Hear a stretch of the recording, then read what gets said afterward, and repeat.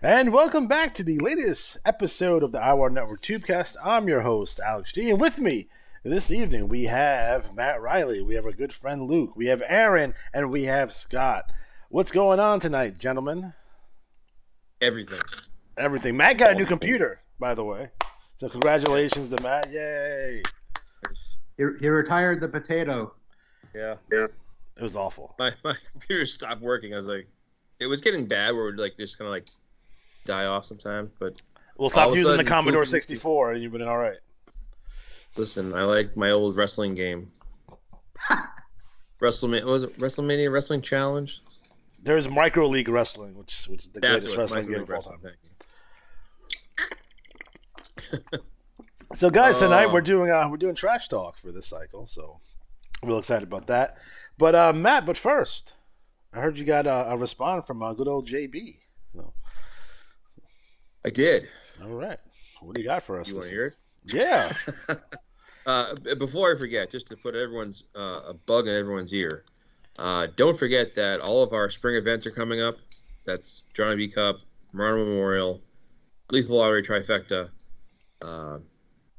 and of course the IWL's Soul Survivor. Yes. Premier event. I've been collecting responses. All right. IWA trivia from episode 118. So Yeah, this is. I've not read this, but holy, it's a lot here. So, we asked about arcades and what his game of choice was. What game did he hate? Johnny B. Alex mentioned pinball machines, but I've never played one.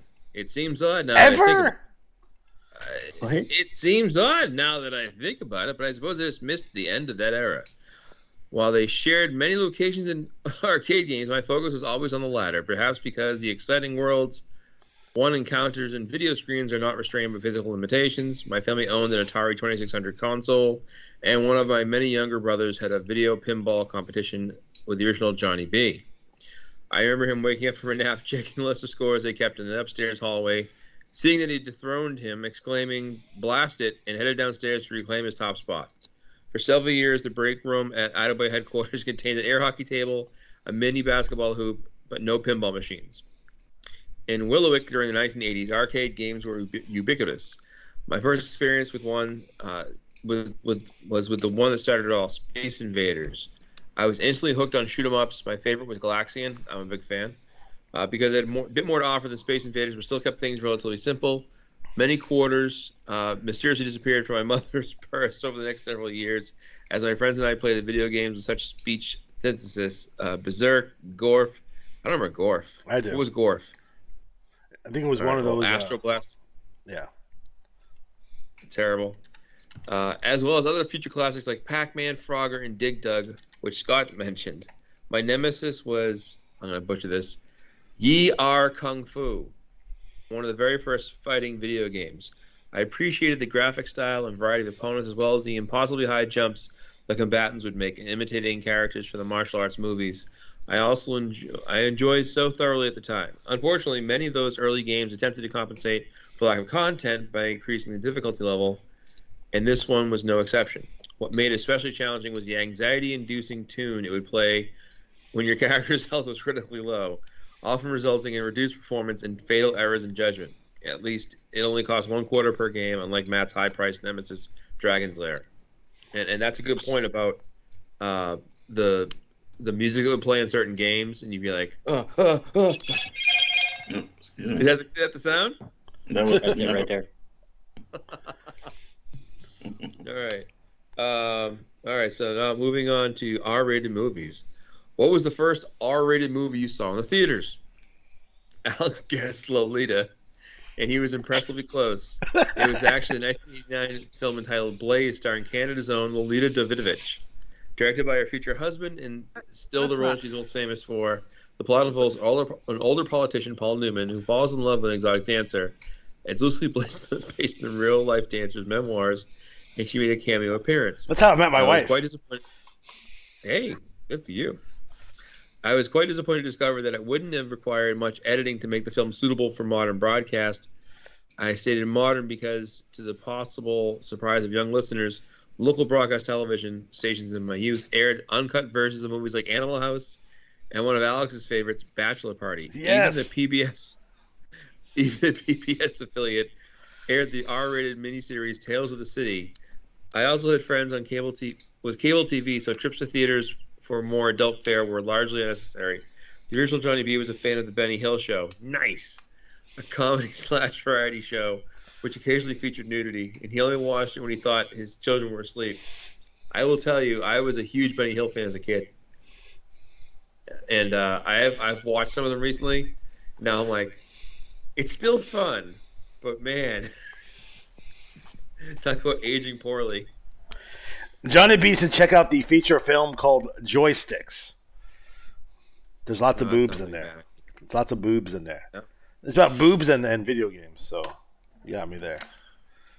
I remember when I was living in Saugus, the local cable access after midnight could run any movie they wanted, and except for porn, and show pretty much whatever they wanted. So they'd be chock full of nudity, but they were often like foreign films, and they didn't subtitle them, so you had no idea what was going on. That's not what they were there for, Matt.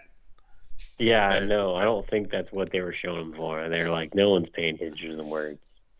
I almost missed the old wrestling shows Saturday mornings, the burned out former vet who like just complaining about wrestling these days. It's like you're complaining because you're not part of it. All right, next question. What's Johnny B's go-to snack when he's hungry? Favorite ice cream candy bar. All right, so here we go. All right, so Rolos. What'd you say? Rolos? Oh-hos. Rolos. You know what Rolos are? Rolos. Oh, Rolos are a good choice. I'm telling you, that's a quality snack right there. I had to whatchamacallit the other day. It's ridiculous. The snack that currently gets Johnny B through busy days when there's no time for a proper meal is Belvita's breakfast biscuits. They became popular in Europe a little over a decade ago, and while they may not qualify as health food, they are less unhealthy than many alternatives I enjoy, such as Doritos, which Matt mentioned. I know the benefit is the copious available flavors are free of chemical aftertaste. Both Alex and I experienced with certain varieties of the legend Oreos. As for ice cream, I never saw a favorite. Matt's guess at Rocky Road is a contender. The one flavor I really don't care for is mint chocolate chip, only because my mother kept the freezer stocked with it year-round. And by early childhood, I eaten enough of it to last a lifetime. I professed my love for Charleston Chew candy bars in a previous episode, but I'm also fond of Hershey's Score bars, which are chocolate-covered toffee. That was a quality bar, actually. That's a good one. A common misconception is that toffee tastes like coffee, but it's simply melted butter and sugar. Another favorite is Toblerone bars, which are Swiss chocolate. Oh my God, someone actually likes Toblerones? What an aristocrat. I know. When I have a taste for peanuts, Babe Ruth, Snickers, or Payday are delicious options, as are peanut M&Ms. I most often reach for a package of the chronically misunderstood original Boston baked beans, which peanuts in a candy shell. And finally, listeners who wish to support the channel should consider using the Amazon affiliates to link to treat themselves to gourmet saltwater taffy. You're sure to like at least a few flavors, and Alex is going to get a few shekels. Oh, look at that. He worked in a plug. Good for you. I'm curious, though. Is Johnny B, is he angry that they've cleaned up the M&Ms and taken them from being, slutty whores to classy, upstanding citizens? I don't know, dude. I never wanted the fucking M&M, though. That's one of my favorite, never saw that one coming. That was weird. I recently... Smurfette, we could go down that road, but, Yeah, that's rough. It's rough. Okay. I recently had $100,000, by the way, which was pretty good. It's a good bar. Yeah. It's a good bar, I like Heath bar. You would. Heath bar. Yeah. You like dark chocolate? Real sexy. Oh, right there, baby. Oh, I like dark chocolate. Yeah, it's the right best. There. I knew it. And I'll I tell like you it. what. Let me see if I can get it. Is my camera working? Yep. Your camera? I see I'm not trying to you. look at They that. can't see you on the screen, Well, though. two things. One, Put your pants back on. the mini Heath bar. And then if I really want to get a candy bar, this is my favorite candy bar in the world. And it's from England, and it's called, and this is probably going to be Scott's next wrestler, Violet Crumble. What is that? Oh, God. I hate that stuff. That is so nasty. No way. It's a combination of milk chocolate and insulation Yeah. flavored like honey. Everything. Where does one get a Violet Crumble at? I got it at Wegmans. You don't want to My know. local grocery store. Like, we don't have Oh, that that's a up good here. question. Here's a good question. What's Johnny B's local grocer of choice? Is he a Trader Joe's guy? Is it Piggly Wiggly? Is he like Ingles? I have like Piggly Wiggly's Winn-Dixie? south of the Mason-Dixon Food line. Lion? Like, Johnny B shops at Whole Foods. I don't know what you guys are talking about. Oh, wow. It's only high class. Because he's a classy individual. He wears an ascot. So That's right. yeah, stop. All right. What is his favorite beer? He Oh, smokes only the finest cigarettes. What? What's he smokes his favorite beer? favorite beer. Johnny B's favorite beer, I want to assume, is a George Killian's Irish Red. That's what I'm going with. For the I'm gonna assume it's a- discerning male. he's I think a it's natty a light German. I think it's a German Bach. guy. The nice and dark. He's fooled you while I he like drinks dark. Zima. Yeah, Zima, warm Zima, Warm Zima. and Diet Sprite. White Claw is the 2022 Zima. So I don't know what y'all talking about. They're the world tag champs right now. That's ridiculous.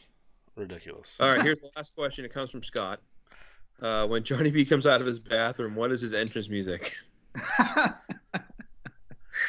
As you may be aware, my father, the original Johnny B, was an Army veteran, so I think it's fitting that my official bathroom song is the Ballad of the Green Berets. But I've made it more fitting by replacing green with clean and a suitable substitute for the word berets. Oh, boy. Johnny B goes blue. Luke, you know that song. Why don't you sing it for us? Okay, I'm not in the army. Okay, First I have of all- nothing against the army. First of all, I know you're in Yeah. the choir. I don't know what you're saying. They have a choir, The don't choir? they? Don't they? Is there a choir? I don't know. I'm sure there's an army choir. They have an army band. Don't you work Like- there? I don't know. You work there. The army choir band. He's not gonna tell us that. I know. It's classified. I get it. We've built this mythology around Luke now. He's gonna There's straight- the army choir band is very busy. That's a good cover. Yeah. Well, Luke, can we get That's you the to talk plot about- for Under Siege 4. Can we get Luke to talk about Abu Ibrahim al-Hashami al-Qurashi and talk about the leader of ISIS today? And still do the show? Yeah, he's. There's nothing left to tell. You know what I'm saying? Luke went back in time and got Idi Amin as well, so that's good. I think I told you guys one of my good friends is works in the military, and obviously things he can't talk about. And we always laugh when things get declassified. It's like always like, "Oh, this is good," you know. But so today he was late getting to like one of our messages. So we're like, Mike's overseas killing terrorists. Hey, listen, has Which there is ever always been an IWA wrestler named Saddam Insane? Because I feel like there was, and if there isn't, there should. Sure, be. there is. That has to be a thing, right? That would go on my Still not as list. good as Violet Crumple. They go on my list next to Harley Racist and the HIV Kid.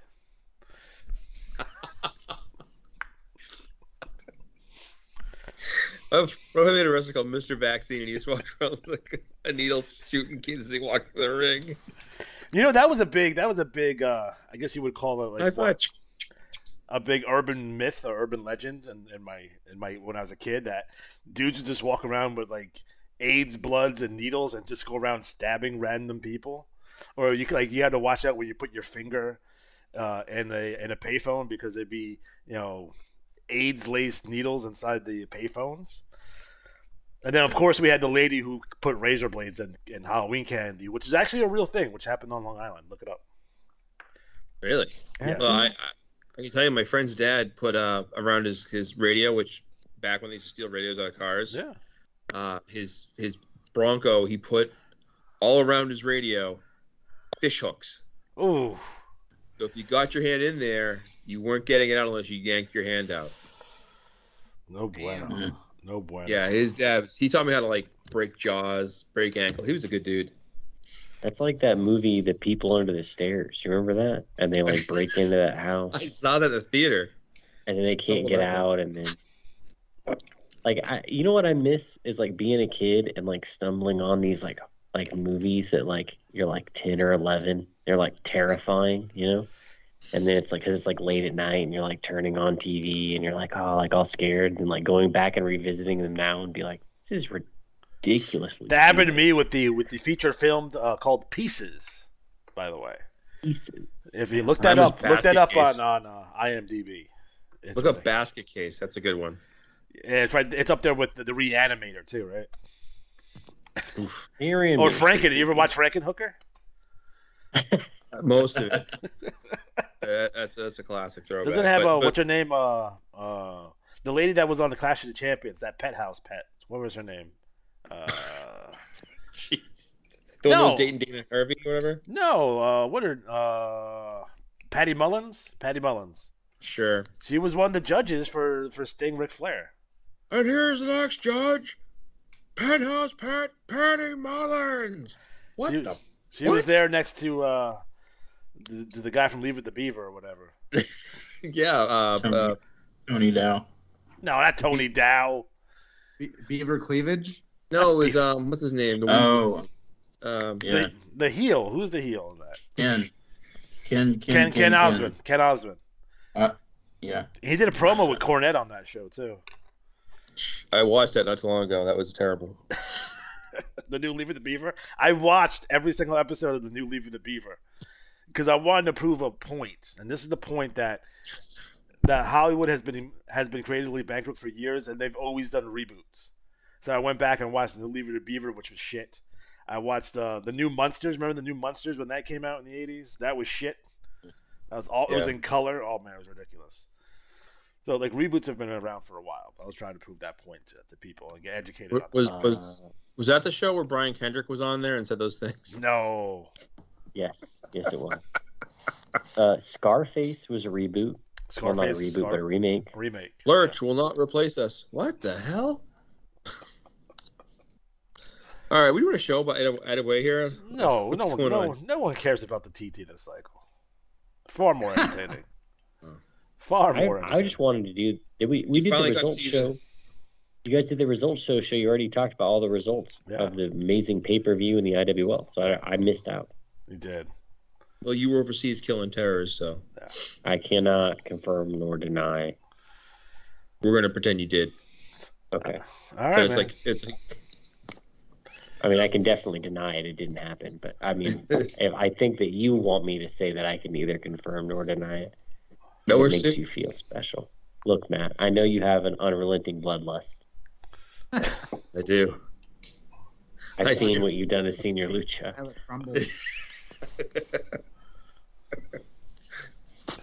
I wish there was a wheelchair avatar for the W2K game. I think there's a good reason why there's not a wheelchair avatar in that game. If I had a nickel. Slightly problematic. I don't know. I want all wheelchair avatar.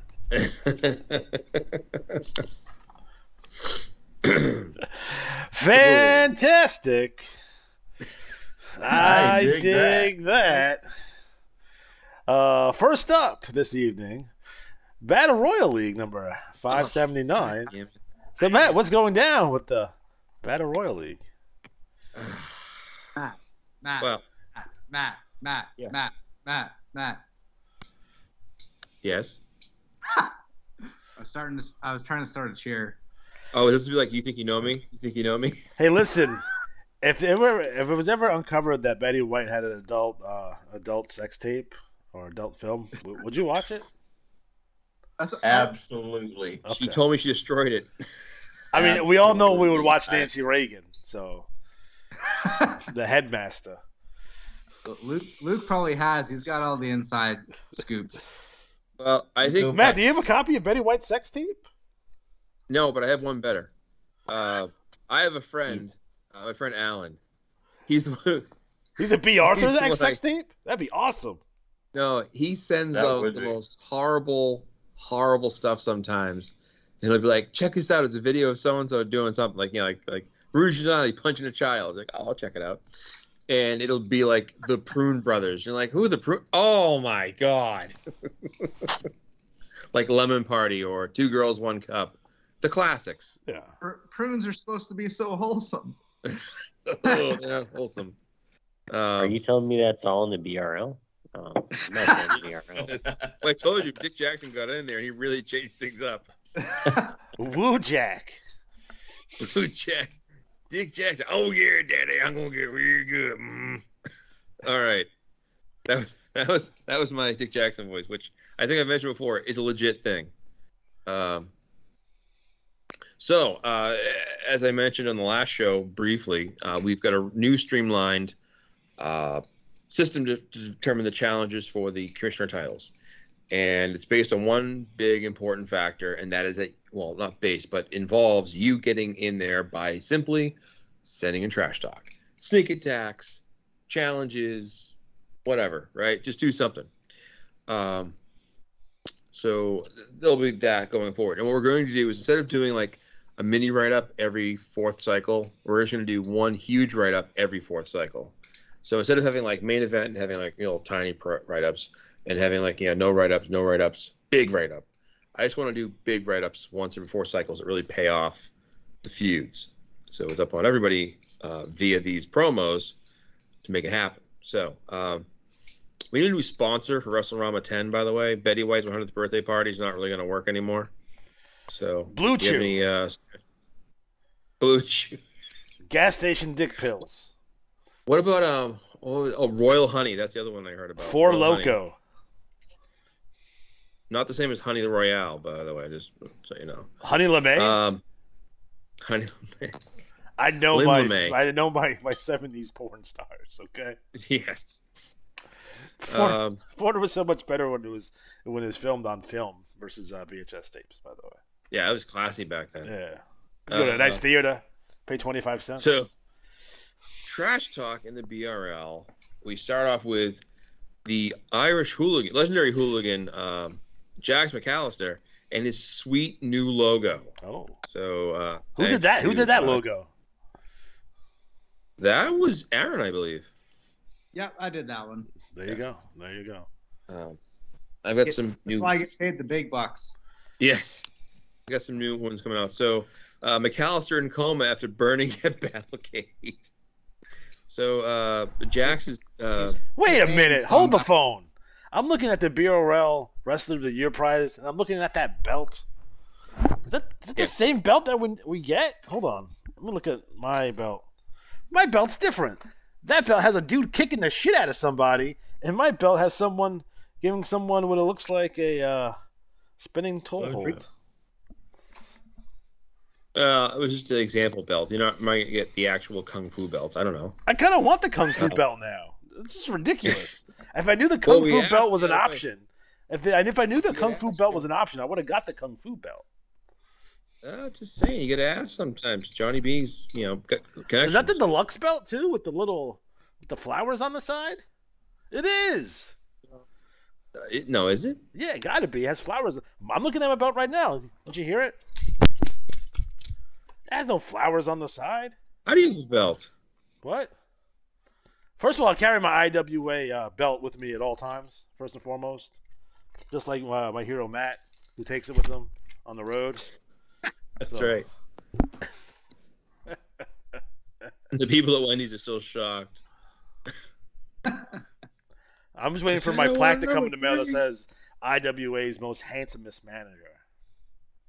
So there you go. I'm waiting for that to come. It's never going to come, though. That's terrible. But if you're never going to come, make sure you go on the Amazon affiliate link and make sure you get gas station dick pills. There you go. That's right. Blue Chew. We could probably get them as a sponsor. That'd be fun to do. So Jax McAllister's in the hospital. He burned up, and now he's, claiming he's going to get revenge on Too Hot Frankie Scott for burning him. And he changed his name, so now he's going to need a new logo. So, I mean, all that work for nothing. So what? Why did he change? What did he change his name to? It all depends on who says what. First it's Red Hot Frankie Scott, then it's Too Hot Frankie Scott. Sometimes Hot Frankie Scott. What about gas station dick pills? Is that Mostly not? I thought that's what we were talking about. No, Jax McAllister, I think, was going to change his name from the legendary hooligan to the Mad Hooligan. So, yes. I mean, why doesn't he just cut out the middleman and just call it himself the Hooligan? Or the Mad Legendary Hooligan. Or Mad the legendary McAllister? Mad Hooligan. Or Mad he's- McAllister. There you go. Or the Hooligan Jax McAllister. Or, What if we call him Madcap Moss and he dresses like a little silly It could guy? be the legendary Leatherman Jax McAllister. Hooligan. That's right. Superstar. I mean, he could reveal himself to be one of Frank Leatherman Snow's body doubles. No, they're all dead. Remember, I blew him up. Well, Adam Cash blew him up. Well, I mean, he could survive, you know. A country boy can survive. He's gonna have to have a hook hand, though. You ever met someone with a hook hand? I have. Have you shook someone's hook? I've been back. It's like, what's the appropriate No, I can tell you a horrible story though. like how do you like do you just grab the hook and like, hey, how you doing? Like, how's that work? Luke, how's that work? I did, but I don't know the procedure. I don't remember. Did you touch the hook though? I think so. I don't remember. I just remember it being there, you know? Well, I have a good horror story for you real quick about hooks. So my friend Nathan and I at Merrimack College, where he went to school, so I spent time there. And there was a cute girl he was dating. And the cute girl had a roommate, and I saw her picture, and I was like, oh, she's really cute. And they said, oh, she loves horror movies. So I took a piece of paper, drew a hand on it, because I was a decent artist, and put it under a pillow and said, that's not your hand. Nathan saw me do this when he walked in. He didn't know what I had put there, so he grabbed it, he took it and put it in his pocket just as she walked in. I didn't know that her roommate only had one hand. That would have been very, very bad. You know, we used Very, to very do this prank in school all the time. So we would find an unsuspecting victim, which would be like a lunch lady, some girl that was stupid, you know, anybody potential victim. So we would walk up to him. One of us would walk up to the person and be like, hey, can you congratulate Steve? His mom just won a marathon. No. And so, like, the person would go over and like, hey, Steve, I heard your mom won a marathon. And he would say something like, my mom's in a wheelchair, or my mom's dead. And then the person would be mortified, and we would all laugh. Good times. Steve was in on it, too. I had a buddy whose mom, like, legitimately died. So, like, if you didn't know him, and you're like, because, like, yo mama jokes and stuff like that, that was, like, his trump card, like, every time. Like, he'd, like, get it going and then drop that. And then that's the end of it. You can't come back from that. You can't. Oh, my mom's dead. That's the end of it. Done. Walk away. I mean, I guess you could keep going, but it might be in poor taste. I mean, it changes it, you know? It changes it. Because now you're just like you know, like it's not. Because at some point you would go to, your mama's so dead, and then whatever jokes would come after that. Yeah, like, where are you going to go after that? Like, oh, well, when your mom was alive, oh, man. Like, it's just not, you're just, I don't think many rap battles go that route anymore. Your mama joke's kind of old, isn't it? It is. I mean, I'm talking about when I was younger. I'm not talking about recent. I don't know what these kids do these days. You know? You ever watch an episode of, what's it called? Wildin' Out? Wild and oh no, I haven't. I don't watch MTV. With legendary rapper Nick Cannon. Yes, he's good in Drumline. That's about it, though. Do they just sit around doing Xanax? I hope so, because that's what I want to be doing. Well, speaking of Xanax, and this is why we can't get him a sponsor right here. Yeah. Yes, Xanax is the sponsor. Flashy Jack Ferdinand sits down for an in-depth interview with Thick Rich Lather and talks about his many accomplishments and calling up various members of the roster. He's got a good feud going with the Olympians and, of course, a rivalry with Alexander J. Styles, who, it should be noted, defeated him to win the Revolution Championship after they went to like an overtime. But in other good news, Flashy Jack beat Enric Filamonte to get a shot at the IWAR World Championship. So not all bad. Another reason why it's good to have multiple things going on at once. We get a nice paid advertisement from Gene Co. Talking about makeovers and little kids talking about their excitement about it. It's a fun read. Hey, I had a question since I didn't get to be on the results show. Yeah. Neo Dragon is in the finals of the best of the best, right? Because he won this cycle, I'm assuming. He did, yes. The other bracket, they had another tie, so it's going to be Neo versus Zydrate versus LePage Turner. Don't worry that. I'm going to protest. If I don't win, I'm going to protest it. That's not fair. We would have had tiebreakers at Battle Royal, but Brian brought up a good point, saying it's not fair for tiebreakers between interleague wrestlers because the BRL Battle Royal is so much bigger. So if you're the 20th person thrown out, you're going to have way more money. Right. But hey, it's all right. It'll be settled in the ring. Someone will win.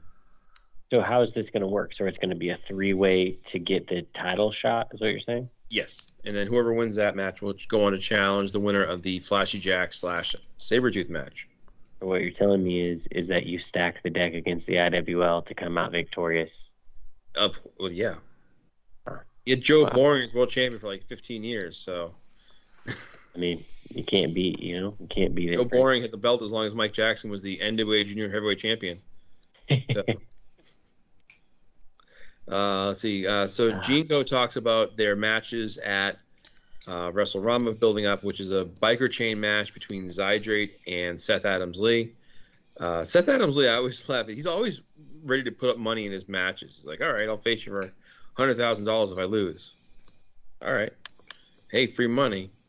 Then we get the White Claw Outlaws talking about, defeating Monster Truck Tanaka at WrestleRama because his partners didn't show up, and Jim Neidhart's talking smack. Jim Neidhart, the BRL champion, so he's really on a run, and we've of course got the Samoan Death Grip going after the White Claw Outlaws. So we know who was paying off Tanaka to go after them.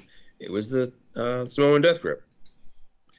So we get Wrestling Demon, Alcohol, and Drugs, and they're kind of talking about that picture. Always when I see it, I think of like old 70s anti-drug cartoons. Yeah, for real. They have the best names in the IWA, like Wrestling Demons, Alcohol. It makes you laugh every time. It's not funny though. And we have a word from Mike Cook. If you don't know who the hell he is, he's in the VRO. Who? And who the hell? Yeah, who the heck? Who the heck? I never say heck. I say hell. We get Brett Hull Duke, which went through a transformation. So we got BHD, which stood for something else in high school, but I won't go into that. George Duke, Larry Brett, and Nelson Hull. So I was like, oh, Brett Hull fans. But Brett Hull didn't play at Duke. So they're kind of setting the stage for their feuds to come building up. And then we got the Carnival Profits, which have that fun but scary, banner. Carnage Dodge, Jello Duckins. Jello Duckins sounds like a name for a clown. They're like, oh, and he worked locally with children until he was arrested. His name was Jello Duckins. That's like a perfect arrest name. We have Effie O'Shaughnessy swearing a lot, carrying on. She goes after Lavender Fields and Barbed Wire, although Barbed Wire hasn't been seen since she got hauled off for possibly killing Lady Kung Fu. We get the Olympians talking about their feud with Flashy Jack, and their championship as the six-man champions for globals. Summer Nights talking about their going after the BRL's global championship, and as well as sights set on bigger things. We get Suburban Hill Savages, and we get a little conversation here from Punk Rock Mike talking about his longevity as champion and his punkomaniacs all across the BRL sphere. And it's the second time this issue that somebody talked about a sphere as being, WWE Universe. I was like, oh, all right. Is that going to be a thing? I feel like it's going to be a thing now. I think it's a thing now. It's a thing. The BRL sphere? Is that what it's called? Yeah. The BRL says a sphere. Yeah, and then the IWL is a universe, and then what does the NWL have? Well, then later on, the IWL has a multiverse, by the way. A multi. Okay, very well. In an alternate universe somewhere, Luther Alexander's a good guy. No, never. No, that's not true. That's What not if he's a good guy, but he's terrible at it? We get the Teamster comes in with the Samoan Death Grip, and he's kind of acting as their mentor. And interesting to note, the Teamster used to team up with the Americanos. Dun dun dun. Let's see here. My computer's angry at me. It's brand new. already. What did you do it? I know. How are you Well, breaking it? It sees a picture of Big Guns Greg Gannard, and it's like, hey, man, that guy's a big guns. But it's good to see him and his tag team partner from Pain and Destruction, the pharmacist RX Pain, also there. So they're both in the league. We get some words from Ace, which is Seth Adams Lee's. I always forget the way you say it, but it's Space Ace? Action. No. It's like Action Committee Excellence or Action Committee to Excellence. I used to know this, and I'm just tired. I've had a very long day. I worked all day. I had a rehearsal. Now I'm doing this. And I got to do all this computer shit. So Was it for porn? no. Oh. No. Silver Fox wants a shot at LePage Turner. The Fox brothers have both kind of like been sitting in the background, waiting for them to really kind of spring out there. Although Chief Bullgray Fox did get a sweet piece of the IWAR World Six-Man titles.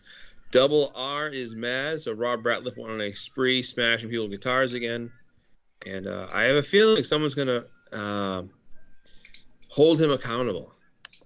We get the pharmacist RX Pain promoting vaccination, so thank you for doing that.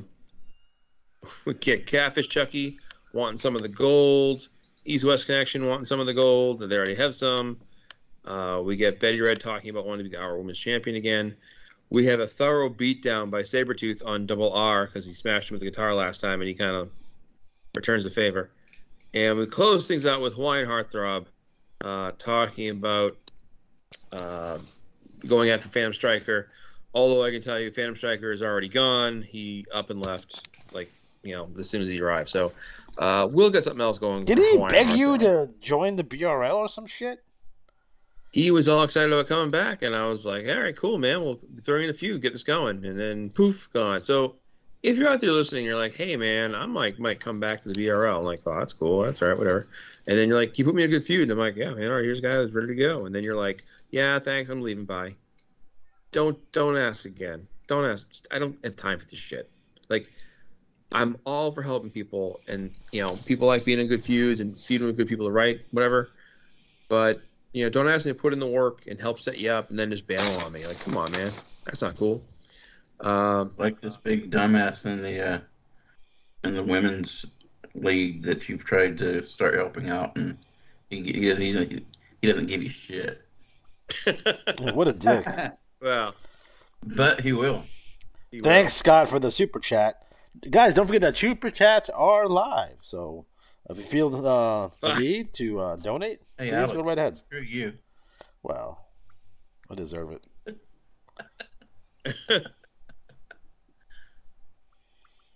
No. Oh boy, I just saw Leon's joke about Betty White and being married. That's pretty good. Betty White, red and blue. Yeah. That's fine. Anyways, that's the BRL promos. Please send your promos in. Help me out by letting me know who you want to feud with. Because if you do all that, I will dig that. Fantastic. Moving on. Hey, what league is next? I was going to do the CWL, but I forgot that they're not in the IWAR anymore. I think it's EPL next. Well, the CWL would be easy to do since there's like only one thing of TT in there, so it's dope. Hey, Alex. Yeah. Is there anything going on in the CWL? Nope. Okay. Nope. Well, in the CWL right now, there's Big Bad Bob. Bless his heart for TTing with his UW pay-per-view. The attendance was 19,798, by the way. That's so yeah. So the CWL has become the Big Bad Bob League. So there you go. That's the CWL in a nutshell. Next up, IWL, number 151. So Luke, what's going down in the IWL? Well, we're dealing with the aftermath from the Afterbirth. most recent, whatever the most recent pay-per-view, which a lot of shakeup is definitely the night of Alex J. Styles, which I'm sure you covered previously. So, so that was the premier Starrcade event of the year. So now we're moving on to Soul Survivor taking place in the Tokyo Dome this year. So not the Egg Dome. It's the Tokyo Dome. Tokyo Dome. So first of all, we have Luther Alexander. He's definitely focusing on Alexander J. Styles' success, and not so much on his failure to defeat Neo Dragon. He does compare Neo Dragon to Icarus. So, the video game Kid Icarus, which was really good. Kid Icarus, yeah, a lot of parallels. He's also a figure in Smash Brothers. So. Yes, he is. But yeah, so apparently, they are going to run it back at Soul Survivor according to Luther Alexander. So we'll see what comes from that. Johnny Revolution has placed a hit on Tiamat. So prior to Starrcade, she had run roughshod over Revolution Extreme, and now she has a price on her head offered by Johnny Revolution. So he basically calls out everyone in the league.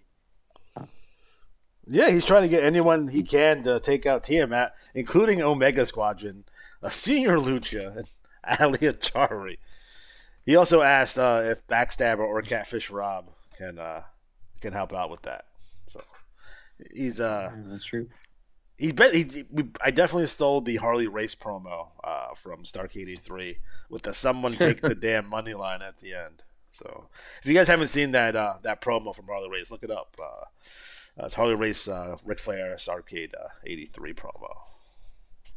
Also, be sure to get your 16-inch Jesse Tombstone inspired hot dog from Oscar Myers. Always a good one. Next up, we have a Stream of Consciousness from Catfish Rob, who just sends in. Oh, he's talking about the IWL here. Is he? That's good. Who does he have in here? He says IWL here. Who's he? DDD. I don't know. I can't read it. I like the fact that she comes out to a Cardi B song. That's good stuff. Okay, and then we have Backstabbers TT, and I mean, you didn't read it last time I wasn't here, so you ruined that tradition. So I'm not gonna start it again. And so it's weird because it's like a Catfish Rob. Oh, he went. I can't even read it. And then it's the block of text. I told you this when it came out. I told you the block of text was going to drive you nuts. Yeah, I immediately skipped over that. So, we have Bad Street USA. They're no selling. They're a loss, but they still have, still doing okay. That's good. We have Flashy Jack making a splash. Talking about Alexander J. Styles and their Revolution Championship. But Alexander J. Styles triumphed in the end. So, but he ends up running into some rather large individuals in his hotel room. So, I don't know what's happening there. Sounds like a good time to me. That's real creepy. All right. Next up is the multi-champion. He's the triple champ now, Pan American, IWL World, and Revolution champion, Alexander J. Styles. I'm not sure if you noticed, but he's on a little bit of a tear. So, and he probably had the best TT this cycle, period. By the way, always. So yes, ridiculous. Yeah, I mean he's basically just going through, talking about he's defeated everyone in Omega Squadron. He's humiliated Ali Atari. Bulk Brogan. And he finally ends with Neo, so Neo Dragon. there's definitely some oddly unsettled business there. And since we're going to Japan, he relates a little bit about how that's where some issues started between him and Neo Dragon. Yeah, you made him wash it back and stuff, and it was weird. I mean, yeah, that's what you did. There's a young boy, right? Yeah. But oddly enough, Neo Dragon and Tiamat both supported Alexander J. Styles in his rise in Revolution Extreme. But obviously that is in the past. So we'll see what the future holds for those two, because they both have, though I would say Alexander J. Styles has had a much more successful run, at least in this short period of time. But he and at least when it comes to IWL, he and Neo Dragon had a very they shared their rise. They're very similar. So that's very interesting. So we'll have to see where that goes. So next we had words from Killer Cross and Killer Crush. Spider Williams doing his thing, and Atticus Black, who was Anakin Black, but now is Atticus Black again, which is good because I like that name better. He and Spider Williams are getting into it. So that's always cool. Spider Williams being the IWA's version of Rey Mysterio, I feel. I think he's gonna get the Rey Mysterio. Like yeah. That's how we make all our money, is those masks. Mm-hmm. So, Demolition Crew getting ready for their challenge for the IWAR tag titles, White Claw Outlaws. That hasn't gotten run yet, right, Matt? No. Good. Okay. Free Quebec, they have a new valet named Mademoiselle Q, but it's all in French and I can't read any of it, so I just... You know French. I don't know why you lying. I don't know how to speak French, man. They do say something about take a knee, Stevens, or however it is. I don't know what it is. But basically, he screwed him over, but that's to be expected. Deserved it. Extreme and her two large bodyguards, Hoax and Droll. She's calling out Tiamat again, and evidently she was trained by Free Quebec, so she must be French. Or maybe not. I don't know. Let's see. Well, who does she smell like? We'll know if she's French if she smells like, the French people don't use deodorant, from what I understand. Is that true? I have no. Aaron, you know French people, don't you? There's French people up in Canada, right? Yeah, it's not so much the lack of deodorant; it's more the poutine and cheap cigarettes. Okay, they roll their own. That's that. For the distinguishable characteristics of French people. Very well. Ho-ho. That's from an expert on French people. So we have the regulators. They have hired a private investigator to investigate Victor Von Snap. You know anything about Victor Von Snap? He is a known philanderer. Yes. Yes. And has a weak pull-out game. So, they've definitely got onto something, and the regulators and Revolution Extreme are working together to keep people like Victor Von Snap. Like, if you looked at Victor Von Snap's Twitter, it'd be a Brian Kendrick situation. Let's be real. It's true. Okay? That's true. So, next up we have Neo Dragon. So Neo and Dragon and Tiamat are both in the ring. Neo Dragon kind of lets his guard down. He's been very button tight up until Starrcade, and Revolution Extreme has made him pay for it. Basically, they attack him in the ring, beat him and Tiamat down. Who's going to help them? Who's going to help Neo Dragon and Tiamat against RX? That's what we're left with. Spider Williams. The TT with both Tiamat and Neo left in a bloody heap in the ring. Could be you.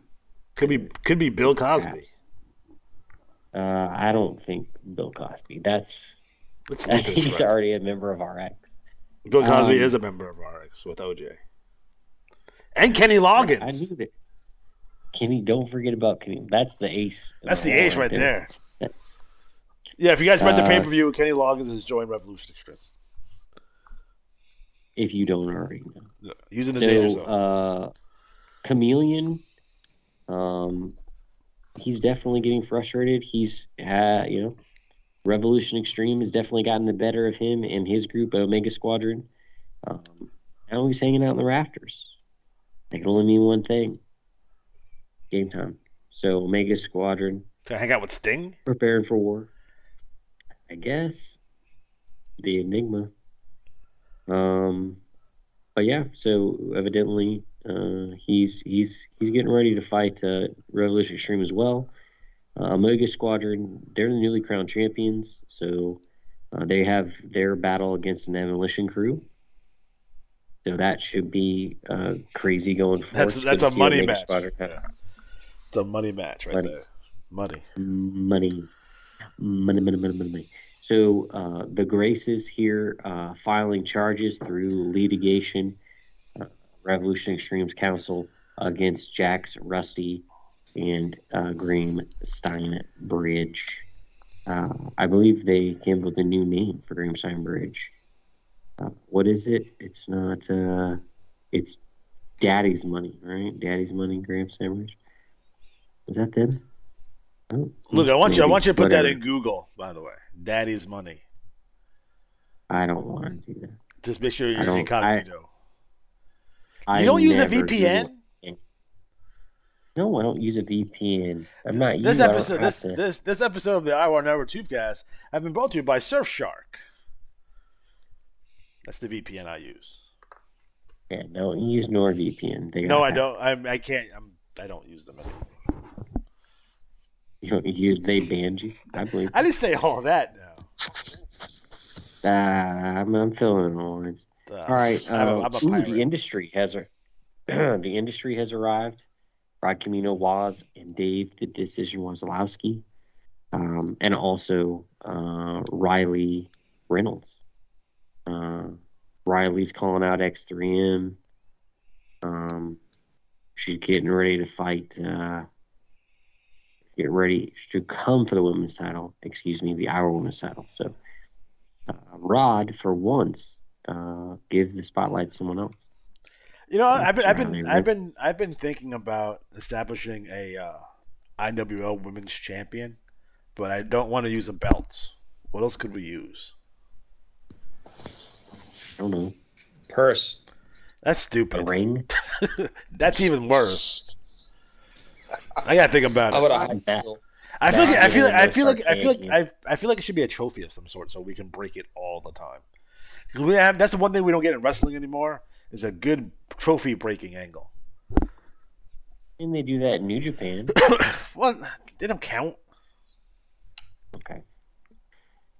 Next up, we got Senior Lucha versus Johnny Vegas. It says that so there's a cage match, a kerfuffle. You'll have to read it. It's kind of sad, actually.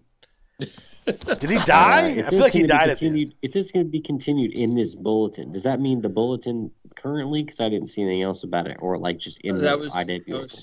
That was from last cycle, but they didn't put it in, so I added it this time. This is so confusing. I don't know what's going on anymore with Senior Lucha. Senior Lucha has early onset Alzheimer's, and he just doesn't send his shit in, and it's very confusing and contradictory.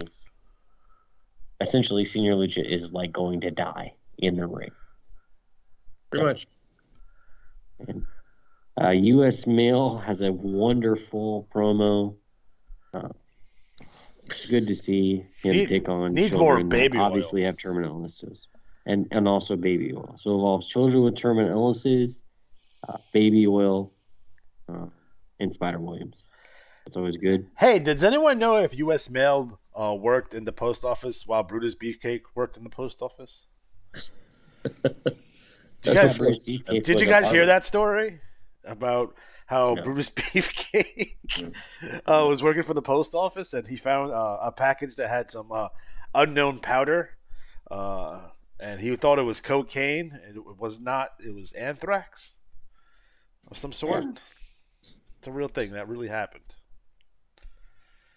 So I believe that.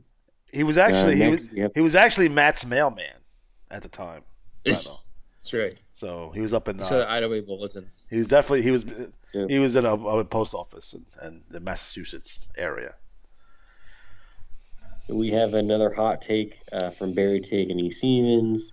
He's chasing away fans that were relapsed but were brought back into the IWL, so it's real glad to have him there. Number one contender, Barry Stevens. Yeah, number one contender, Barry Stevens. Gatekeeper, Barry Stevens. All-around D-bag, Barry Stevens. So, but he does have a title shot, and that's going to be very interesting. Two conflicting styles. Barry Stevens has a unique relationship with Revolution Extreme. He's not necessarily an ally of Revolution Extreme, but with Dixon, entire Revolution Extreme. Well, Dixon's going to hit him in the head with a brick soon, so that's going to happen. Right in the face. I mean, we could see that sooner rather than later. Next we have. Well, it makes me wonder if Dixon is going to give Styles any tips on how to defeat Barry. I don't know. It's gonna be real interesting. That's a really interesting dynamic. I'm excited to see how it goes. It's I wonder. Probably not going to. What do you mean it's probably not going to? What does that mean? Barry Stevens losing his title shot? Maybe. Maybe there's a trade. A trade? What do you guys got going on? I don't even want it. The former UVU champion now has a shot at the IWL championship. Maybe. I don't know. I don't know what they do there. Next up, we have Von Snaps and Who? Dad and Von Snaps. Von Snots. And Snips. Von Schnaps. Snots. There's something about a dirty old man named Victor in here and talking to these guys. It's real creepy. Weird Al Yankovic is mentioned, along with Alice Cooper and Rick Springfield. I'm a big Rick Springfield fan, by the way. So there's the song Jesse's Girl? I do. There's a Jesse's Girl. There's Jesse's Girl 2 by a band called Coed and Cambria that features Rick Springfield. It's pretty good. I'll have to check that out. Check it out. You should check it out. It's great. All right. So that's all that's going on in the IWL. Everything is just getting reoriented, but things are definitely heating up for Revolution Extreme. Though they seem to have somehow they just get pushed up against the wall. The worst of the worst can happen to them, and then by the next 3 months later, they're back on top, even stronger than ever. So it'll be real interesting to see where Soul Survivor takes us. All right, so what events are going on at the Soul Survivor, Alex? It's just there's the Young Lions Cup. That's active right now. So that's running right now. The winner of the Young Lions Cup will face Shotgun James Carnage to determine the new Pan Am champion. Oh my. Okay, and then isn't Soul Survivor like an event too? Yes, there's the Soul Survivor match, which is a Royal Rumble, but it also has pinfalls in it as well. So. Okay, and then who's gonna be in that? Anyone that pays $1 for entry. Oh, all right. So when are those due? So it's a $1 fee for this, and the winner will receive not only a shot at the IWA World Heavyweight Championship, they'll receive IWA credits. So, for example, if there's 50 people entered in the event, they will receive $50 in IWA credits. So the more people that enter, the larger the pot's going to be. Do it. By the way, I have a submitted offer or idea for the Women's Championship. A boa. Like a feather boa? Yeah, I guess. And then you can use it to choke people with, or run up and attack them. I gotta think about this. Did you know that feathered boas are actually extinct in the wild? Did you know that? Like boa constrictors? Yeah, feathered boas are extinct in the wild because they were killed off for their feathers. Is it a bird? What the fuck is it? The feathered boa. What the fuck's a feathered boa? I know what a feathered boa, like Hulk Hogan would wear one all the time. But that's an actual animal? Yeah. No. Yeah, man. It's like a VPN. It's like an ostrich? No, man. It's the feathered boa. How do you not know about the feathered boa? How do you think they got those things? It's like a Look, snake. You just chop its head off. No, I'm looking at it right now, and I don't see any animals. Well, that's that. You just maybe you have to Google harder. I don't know what to tell you. I don't know if you can Google any harder. Look at Wikipedia. Google harder. Luke has seen some shit. Yeah, this is some Feather Island boa. of Dr. Moreau type shit you're talking about. Fuck that. I don't. So anyway, yeah, it's not. I know it. I don't like to talk about it. It's sad. It's a sad story. What humans are doing to Earth. Like take a what's his name? Take a berry knee. Take a dump, Stevens. Take a berry knee. Oh, him and Jax the hooligan, great one, McAllister, form a tag team. But yeah, so that's what's going on in the IWA. Fantastic. I dig that. Don't step over my lines. I didn't. I ran right through them. Yeah, here's a picture of a feathered boa, by the way. It's on the screen now. There you go. Yeah. I really don't know how you have never seen a feathered boa like a net. He didn't tell me it was a Pornhub image. I would have searched that first. So there you go. I figure it's like a happy accident. You find it on your own. It happened to me last night when I was sleeping. Ooh. Let that one sink in for a minute.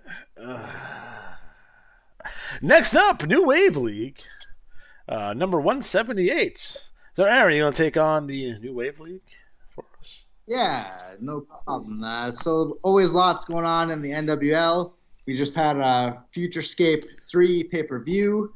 We've kind of got some guys moving on. We've got some new guys stepping up. We got some good TTs this time around, so I'll run them down for you. We start off with the Sheepdog, Rhett Grady, who's the younger brother of NWL Young Lions champion, the Country Hammer, Rhett Grady. Rose kind of he seems like he's turning a new leaf as of late. He's sick of Rhett Grady getting all the attention, so I think Rose showing a bit of a dark side lately. He's taking part in a cage fight in West Virginia. He's demanding respect from everyone in the NWL. And he wants a shot at the newly christened NWL X1 Championship, which is kind of the new version of the NWL Hardcore title, which is defended at every Clash of Champions pay-per-view. And the next Clash of Champions, I think, is in the March bulletin. Up next, we've got Glenn Cavendish. He's been kind of feuding with the Texas Ranger division. He laughs at the Texas Ranger division being jumped by Death Row. And he wants in on the All-Rookie Cup 2022. So basically the All-Rookie Cup 2022, anyone who trash talks, you're going to be included in the All-Rookie Cup. And that's going to get underway in the late March NWL bulletin. Up next, Texas Ranger Division. They got jumped, as I mentioned, by Death Row. They want revenge. It's kind of a bit of a revamp of the NWL Tag Team Division. Texas Ranger Division and Death Row are going to be a big part of that moving forward. Death Row are currently the Young Lions Tag Team Champions. And yeah, they're just kind of causing havoc all throughout the NWL. Then we've got the Devil's Rejects stable, who, yeah, they kind of just seem to be always causing havoc with everyone. They want in on more NWL pay-per-views, so as long as they keep TTing, we'll get them into some pay-per-views coming up. Then we've got Colonel Doom. He's another guy. He seems to always have conflict with various members of the NWL. He's revealed himself to be part of a stable with RX Pain as part of the Pain and Destruction stable. So it's kind of cool to see that Colonel Doom is crossing over into the BRL coming up. Now we've got NWL newcomer Nick Gemini. He's going to call out the Dark Stranger. and notes that his finisher is the Interstellar Overdrive. So we're expecting big things from Nick Gemini coming up. Is my audio messed up? Can you guys hear me all right? I hear you. Yeah. Cool. Now we've got Death Row, who are kind of the newest, hottest tag team on the scene. Last cycle, they won the NWL tag team titles. They won the NWL Young Lions Commissioners tag team titles. And so, yeah, they're just jumping guys left and right. They seem like a formidable duo here in the NWL, and they're rocking some good TT, so that's great to see. Then we've got Johnny Aztek, who was absent for a couple of cycles, but before he left, he kind of had an ongoing feud with another newcomer, Mark Justice. So he's challenging Mark Justice to an Aztek death match coming up. So we're going to try and fit that in one of the upcoming pay-per-views. Hold up a second. An Aztek death match. That's right. So is that like that ball game that they used to play, like with the rubber ball? Because that's like already a thing. Is that like what they're going to do? I think that's maybe what they're going to do. It possibly involves sacrificing a virgin, which I haven't quite gotten the details on that, but we might have to wait until the next TT to right down my alley. How are you going to find a virgin now? That's where it gets especially. I guess. I mean, I don't know. I guess it depends what league you're in. Maybe in the CWL. Big Bad Bob might be your boy. Big Bad Bob. So then up next, we've got the Industry, who were mentioned earlier. They're already kind of making their way to the IWL. They were picked pretty high in the recent IWAR draft, and I think they're going to be a great stable for the next little while in the IWAR. So we've got Dave the Decision Wazowski, Rod Camino, and Waz. They're kind of they've been a bit of a focal point in the NWL, and I think they're set to move on to the IWL later this year. They already have Riley Reynolds making waves in the IWL, so it's cool to see a little bit of overlap there.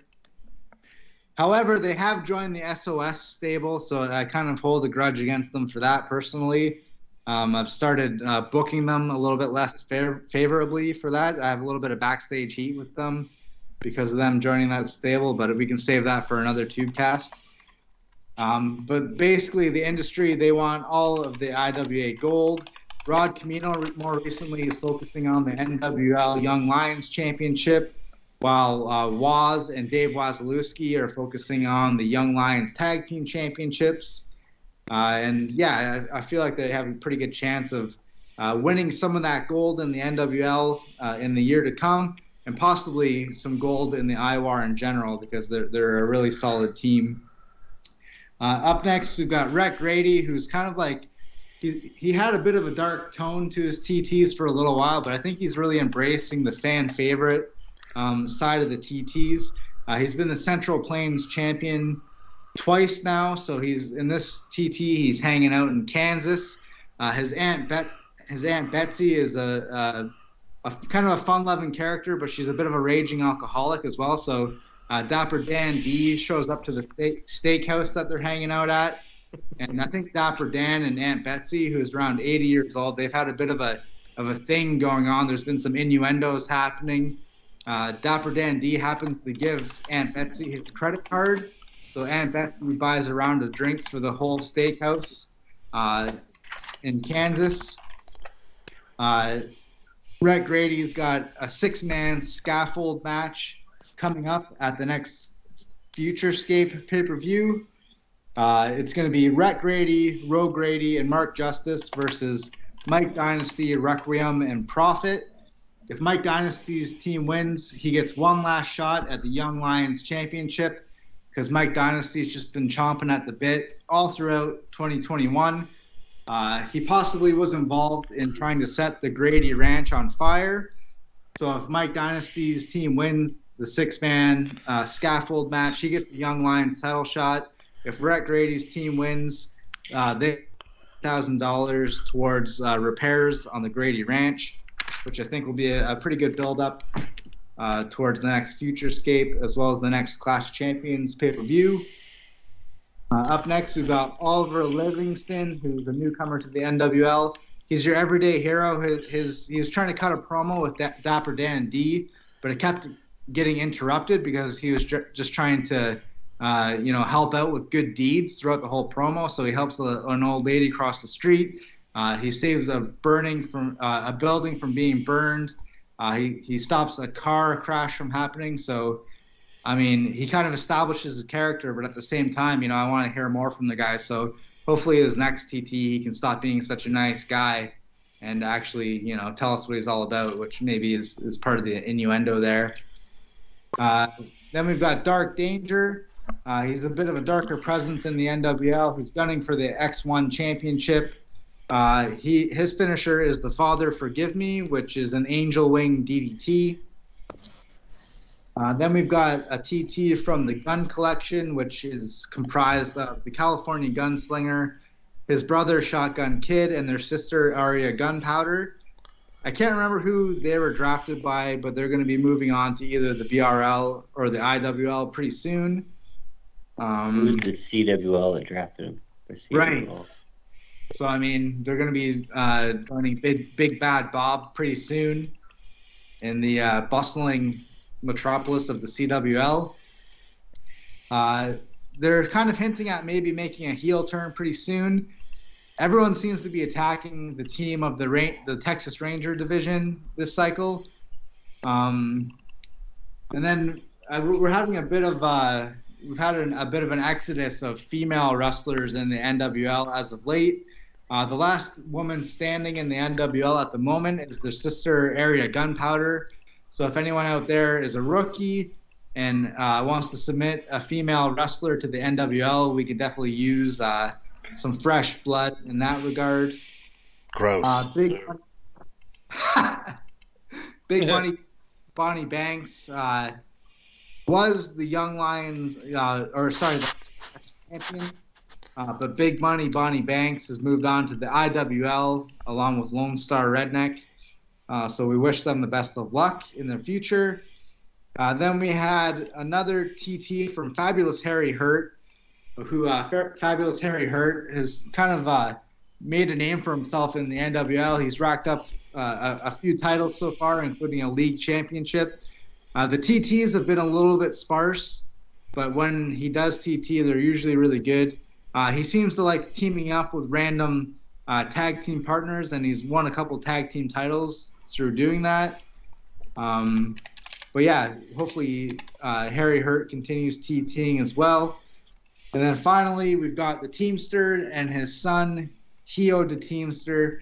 They're kind of hyping up the Teamster Challenge. Hio comes out, and he's kind of trying to amp up the crowd, but the Teamster seems to shut him down pretty quickly.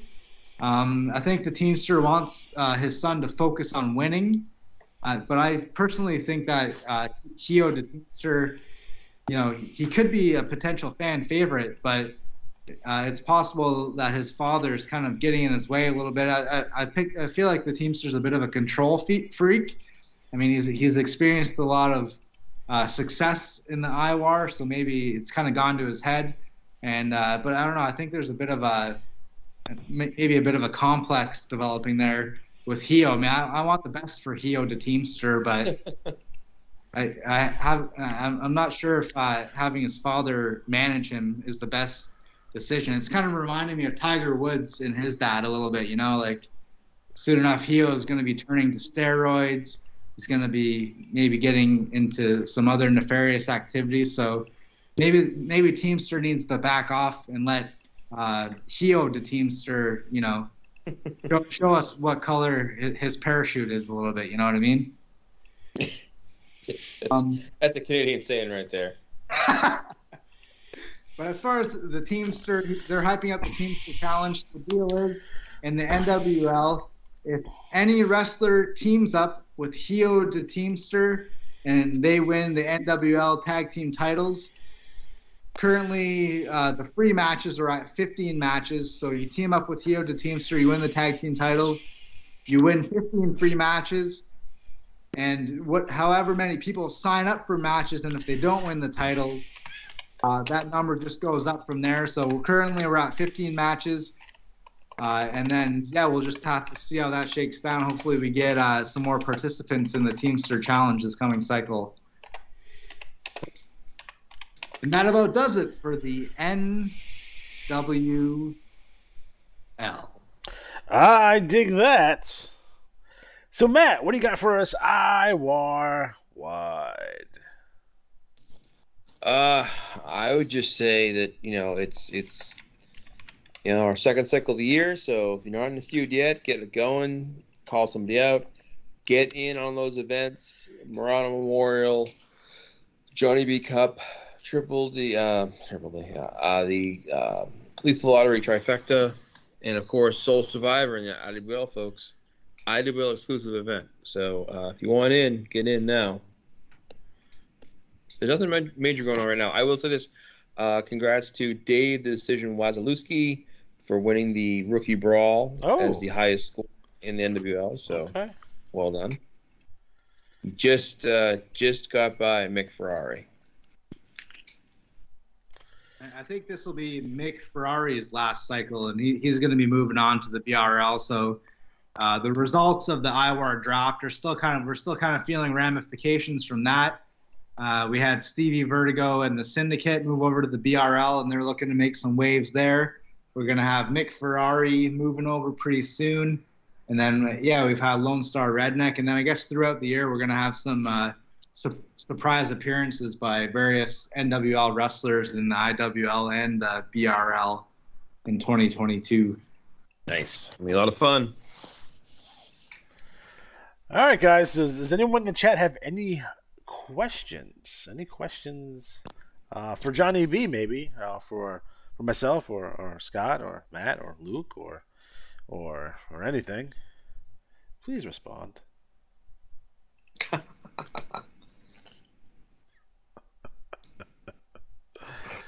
Oh, who are these Russian bots in the chat? Go away, Russian bots in the chat. Yes, good. It happens. They must be fans of Luther Alexander, I assume. All right, guys. If we don't have anything else, guess we are officially out of time. So for Matt, for Luke, for Scott, for Aaron, I'm Alex G. Have a good night.